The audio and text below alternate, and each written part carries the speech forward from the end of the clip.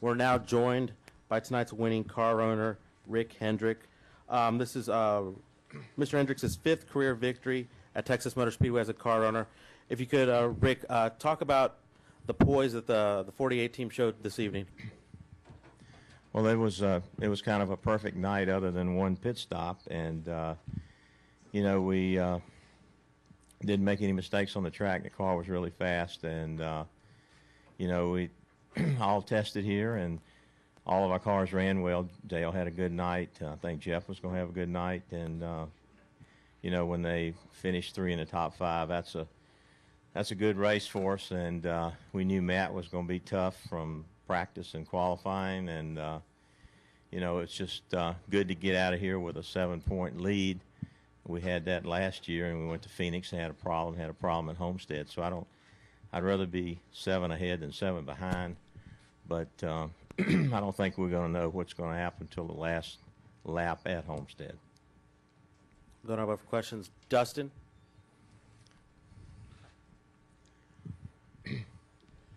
Dustin Long, Motor Racing Network. Rick, what is the difference? Like you said, you mentioned the points advantage this time last year. What's the difference with this team this year compared to last year? Because obviously, last year, although you guys had the problems, you guys got beat, and there was a sense of how invincible that this 48 team's been in the garage. So what's different from this year to last year to maybe regain that dominance potential? I felt real good going to Phoenix last year, and I thought we were in good shape, and we had a problem. And I've never seen it this tight, so I don't feel any better, really this year than I did last year.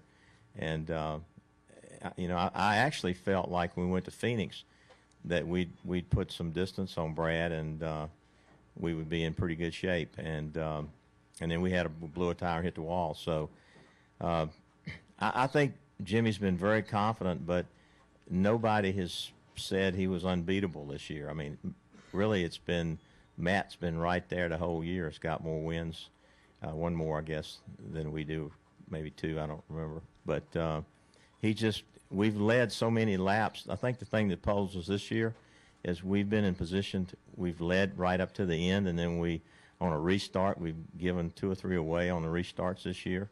And the car's been really fast and led a lot of laps, and we didn't close the deal, and that's not like the 48. So, and Matt was right there to take advantage when Casey in Vegas and Jimmy in a couple of places. So we know that that team's not going to make many mistakes. Mark Garrow, PRN. Rick, can you talk a little bit about your feelings about Jeff having problems and basically falling out of a chance to win a 5th title? Feelings about Jeff having problems and basically falling out of a chance to win a 5th title, and Dale Jr., 5th runner-up this year. They've done everything but win. They've surrounded it a number of times. Yeah, Jeff had he was leading this race, I think, early this year, and had a bearing failure, which we never have. He was really pumped up after getting in the chase and winning Martinsville, and felt really good about this race. And I was with him this morning, and I think I hate it for that team because they have really come together, and he's put a bunch of good runs together. But you just can't help stuff like tire problems or failures or things like that happen to you. And as far as Dale goes, Casey, I'll talk about Casey just a second. He started the year off as our best car. I mean, he led everything, and then he fell off. Junior came on strong. He's been running really well. I didn't think Jimmy would get him at Dover, but Dale and Stevie are really clicking, and Dale his confidence is higher than I've seen it since he's been with us. And I hate if he hadn't had that motor problem early in the chase, he'd be right there. So, but it's again, I think the engine guys and I hold our breath for 500 miles when I shouldn't need Jimmy to say he had a vibration with about 20 to go. Man, that was a long 20 laps. But anyway, I think everybody's doing a good job. But I feel for Jeff because he really had shown what that team could do. And, I hate it for him, but that's just it could be Jimmy next week. It could be Matt next week. You know, you just don't know. Bob?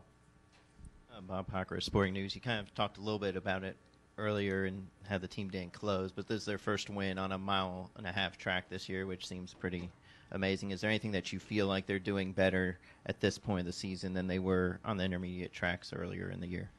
No, Bob, when you look back, I think we had an engine problem with 8 to go somewhere. I don't remember where it was. We led all the laps, and then there was a caution at the end on the restart. A couple of guys, we spun the tires. We were really good and ran into each other on the first lap at Atlanta. I mean, we've been fast enough to win races. We haven't led at the right time. I mean, that sounds silly, but you know, we just in the restarts were biting us. And but if you go back and look at the laps Jimmy's led in a 1.5 miles, we should have won more races there. Stan? Rick, Stan Creekmore with RPMTonight.com. Congratulations. This may be 2 races early to ask you, but you've always had wonderful combinations of drivers and crew chiefs. How does Chad Nouse and Jimmy Johnson rate in all of the different drivers and crew chiefs that you've had over these years? I mean, I think you look at their performance, kind of speaks for itself. And you know, Ray and Jeff were kind of magical when they were together, and Chad and Jimmy just it's amazing the confidence they have in each other. And I'll tell you, I was here working yesterday at the dealerships, and I called Chad. I texted him.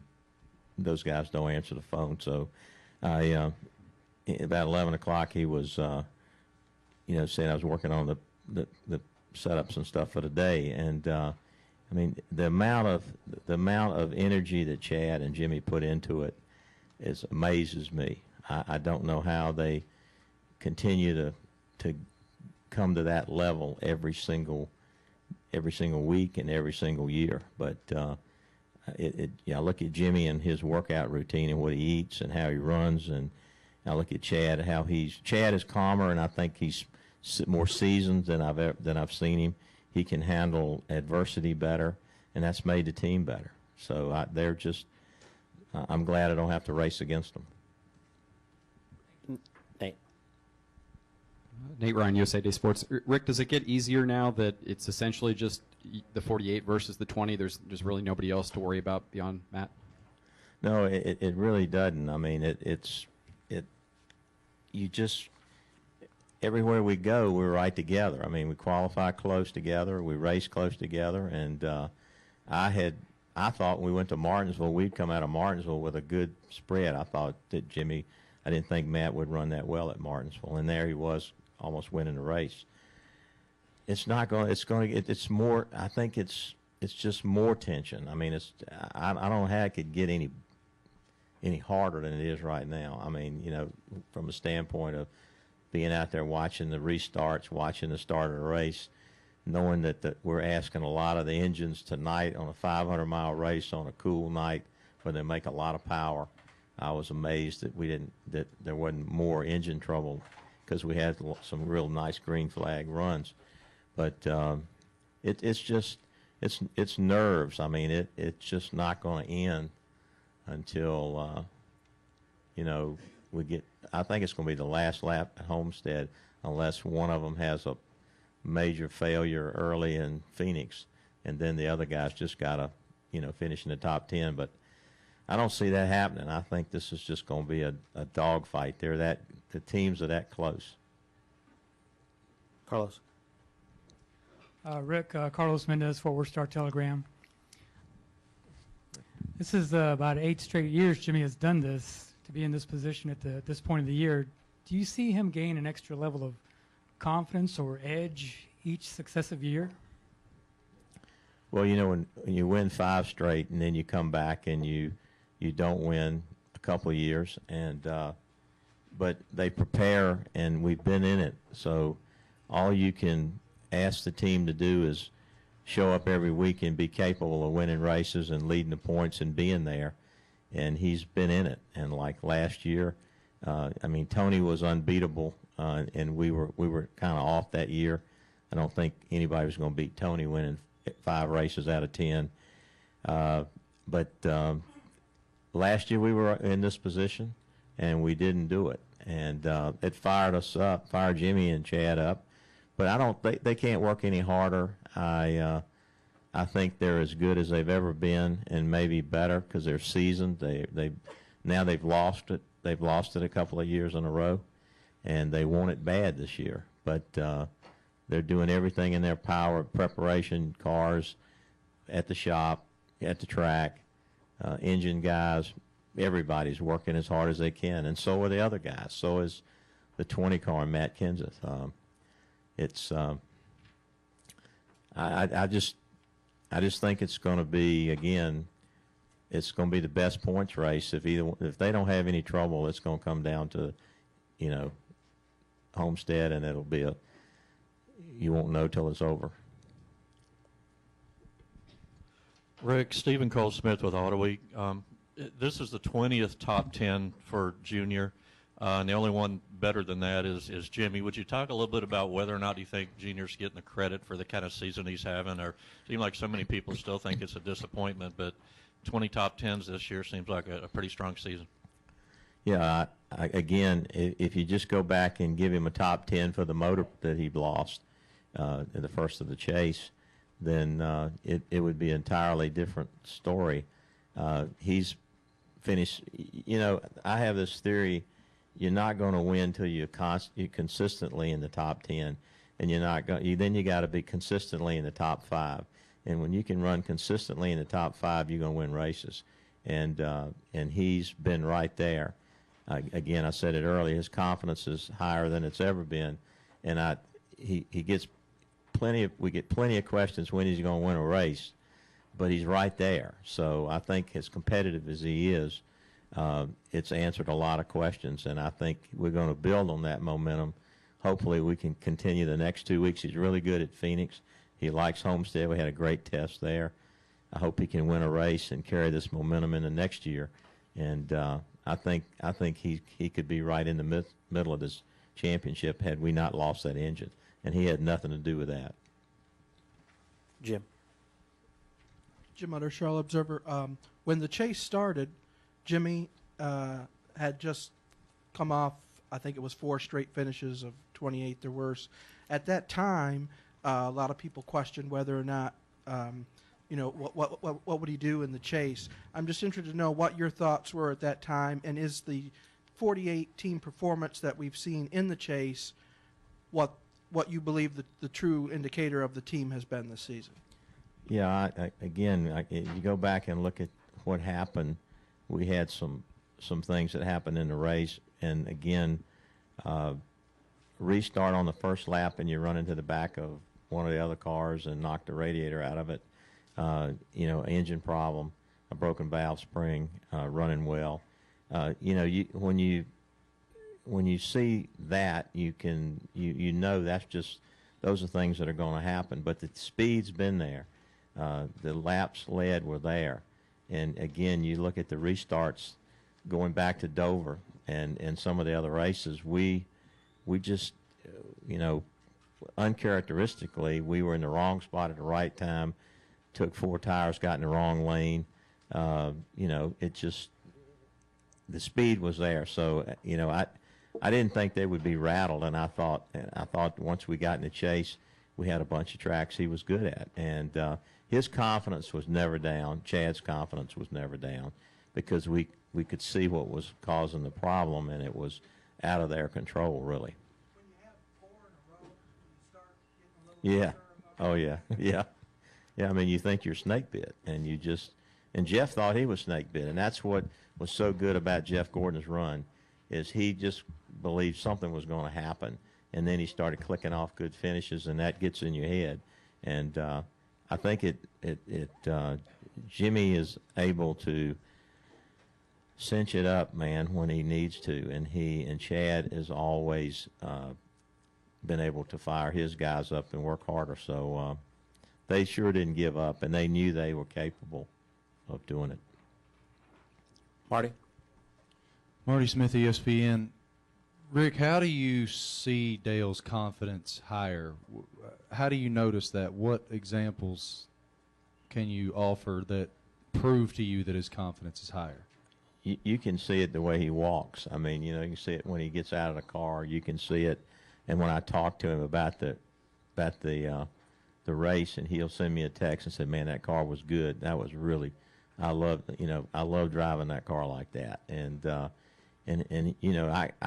I see it in the way he goes to the racetrack and how he prepares for the race, talking to Stevie, and his confidence is on an all-time high. You can just see it in his face. You can see it in his interviews. I mean, I can. And but more than anything is his confidence on the radio when he's giving feedback to Stevie about what the car needs. He doesn't just say, I'm junk. I need a little bit of this, a little bit of that, or I'm good. That was better. And he's so, that's just a real, that's been Stevie, the two of them, when you talk about combinations and you talk about how Chad and Jimmy are, I think a lot of people overlook the relationship those two guys have developed and how well they communicate and how good they're working together. That's about as good as I've ever seen with a crew chief and driver. Bob? Bob Parker, Sporting News. Man, I'm honored. I've never answered this many questions in my life. So. And you got anybody else to ask, have you? I mean, as good as Jimmy's been in the chase, he has kind of left some points on the table at Charlotte and a couple other Talladega.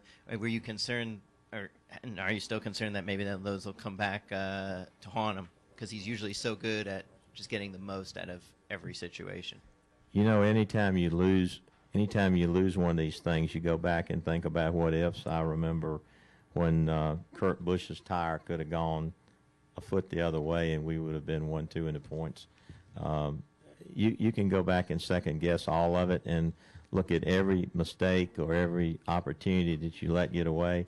But at the end of the day, all the points, the last one counts just like the first one in the chase. And we would go back and look at some of those restarts and say, man, if we just had that, or if we had gotten in line in Talladega, we maybe could have won the race because we led a lot. But you can't look at it like that. I think you just have to we're in the position now. We only have two not to make a mistake, and hopefully we can just race without any kind of failure. But I don't think we'll look back. If it happens, we'll look back at the next two. We won't look at the ones way back, I don't think. I believe we have a question in the press box. Yeah, apologies for adding to your load, Rick. Louis Frank of Speed Week. Was wondering, you talked about how Chad was able to mature and handle things. You've been through so many close title chases. How do you handle it when it gets this close so late in the season? I'm just thankful that we're competitive and we've won races, and I think you do the best you can and you show up, and if we don't win, I can handle that. I mean, we did the best we could. We weren't searching for speed. We weren't searching for horsepower or handling. We were right there, led laps with everybody and anybody. So at the end of the day, I just accept it and go on and get ready for next year.